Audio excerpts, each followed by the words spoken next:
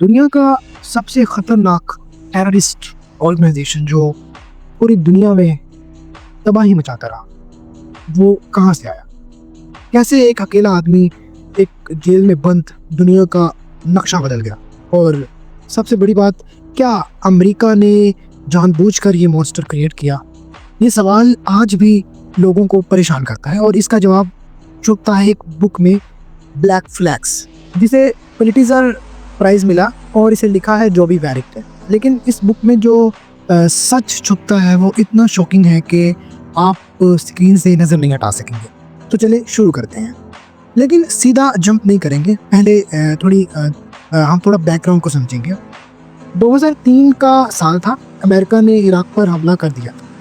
George Washington Bush ने पूरी दुनिया को बता दिया था कि ये जंग वेपन्स ऑफ मैस डिस्ट्रक्शन के खिलाफ है। लेकिन जो हुआ वो कुछ और ही था।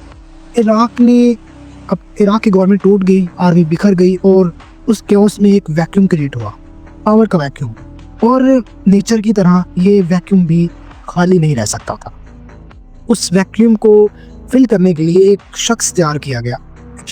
एक ऐसा शख्स जिसका नाम सुन के लोग कांप जाते थे, अहमद फदील अल नज़ल। लेकिन दुनिया उसे जानती थी एक और नाम से, अबू मौसम अल जरकवी। ये कौन था ये बंदा, और कैसे एक एंटी क्रिमिनल, एक गुंडा, वो दुनिया का सबसे खतरनाक आदमी बन गया?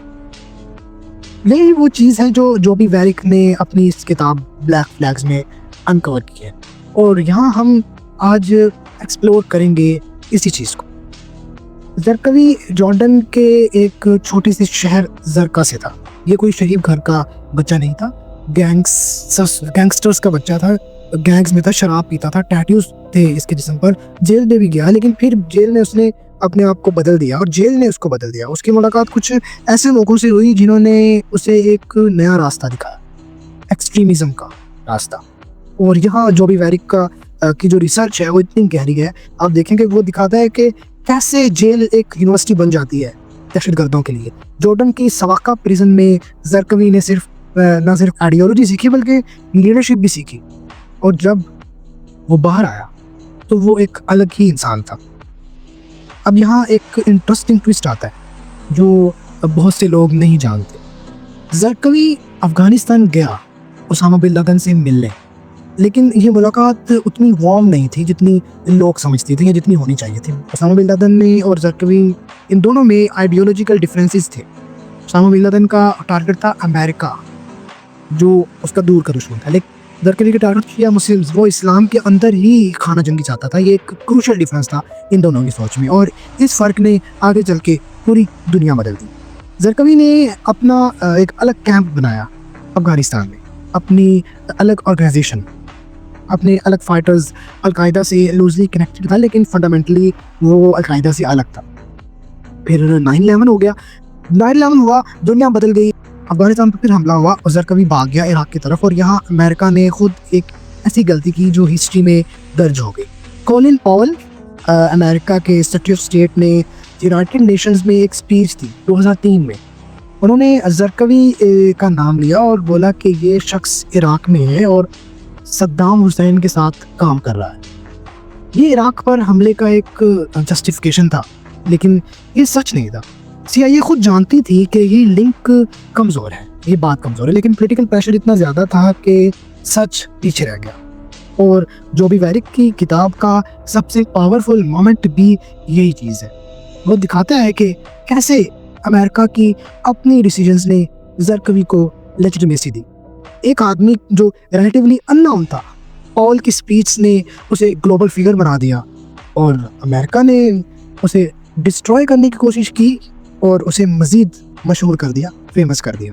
इराक में हमले के बाद जरकवी के लिए ये जन्नत थी, क्योस था, गन्स थी, डिसइल्यूजनाइज्ड लोग थे, और उसे चाहिए था वो सब कुछ मिल गया जो उसे चाहिए था। उसने वहाँ अटैक्स शुरू कर दिए, लेकिन सिर्फ अमेरिकन्स पर नहीं, उसने शिया मस्जिदों को टारगेट किया, शिया लीडर्स को टारगेट किया। उसने डेलिबरेटली एक सिविल वॉर प्रोवोक करना चाहिए, और उसमें वो कामयाब हुआ सुन्नी और शिया के दरमियान, और वो ऑलमोस्ट सक्सेसफुल हो गया। 2006 में समारा की अल अस्करी मॉस्क, जो शिया मुस्लिम्स के लिए एक मुकद्दस जगह थी उनके लिए, उस पर ब्लास्ट हुआ।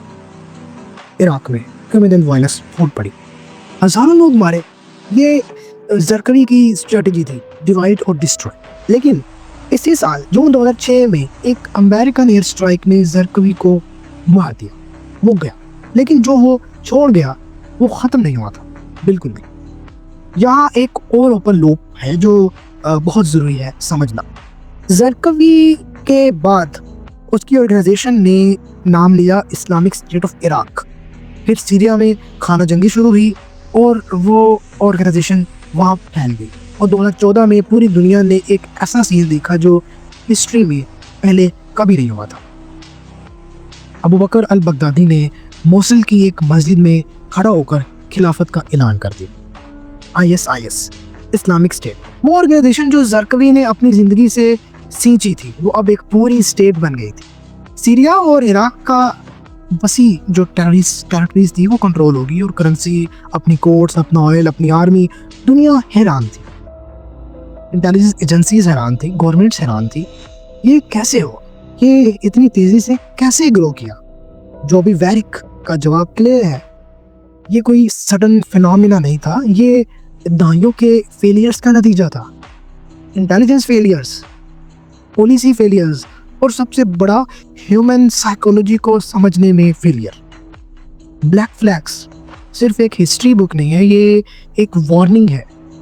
ये दिखाती है कि कैसे एक्सट्रीमिज्म एक वैक्यूम में पैदा होती है, कैसे एक इंसान का गुस्सा, एक सिस्टम की फेलियर, एक सुपर पावर की एरोगेंस मिलकर एक मॉन्स्टर क्रिएट करते हैं। जो भी वैरिक ने ये बुक लिखने के लिए जॉर्डेनियन इंटेलिजेंस ऑफिशियल्स से बात की, CIA ऑफिसर्स से बात की, सर्वाइवर्स से बात की, उन्होंने वो चीज़ें अनकवर्ड की जो ऑफिशियली कभी एक्नॉलेज नहीं की गई। और इसीलिए 2016 में उन्हें पुलिट्जर प्राइज़ मिला नॉन फिक्शन कैटेगरी में। ये जर्नलिज्म का सबसे बड़ा अवार्ड होता है। लेकिन स्टोरी यहाँ ख़त्म नहीं होती, और यही सबसे इम्पोर्टेंट बात है। ISIS मिलिट्री डिफीट हो गई। 2019 में बगदादी भी मारा गया, लेकिन आइडियोलॉजी वो जिंदा है, ऑनलाइन, अंडरग्राउंड, नौजवानों के जहनों में। और जब तक वो वैक्यूम एग्जिस्ट करता रहेगा, जब तक नाइंसाफ़ी, बेरोज़गारी और एलिनेशन रहेगी, वो आइडियोलॉजी अपने लिए नए जरकवी ढूंढ लेगी। जो भी वैरिक की किताब ब्लैक फ्लैग्स यही समझाती है कि टेररिज्म को सिर्फ बॉम्ब्स से नहीं ख़त्म किया जा सकता, उसे समझना होगा, उसकी रूट ऑफ कॉज को समझना होगा, और वो रूट्स बहुत गहरी हैं और बहुत अनकंफर्टेबल हैं। तो अगली बार आप जब भी कोई न्यूज़ सुने ISIS के बारे में या कोई एक्सट्रीमिस्ट ग्रुप के बारे में, तो एक सेकंड रुकिएगा और सोचिएगा कि ये कहाँ से आया, कैसे पैदा हुआ। क्योंकि जब तक हम ये सवाल नहीं पूछेंगे, जवाब कभी नहीं मिलेगा, और ये साइकिल चलता रहेगा। हाफिज़।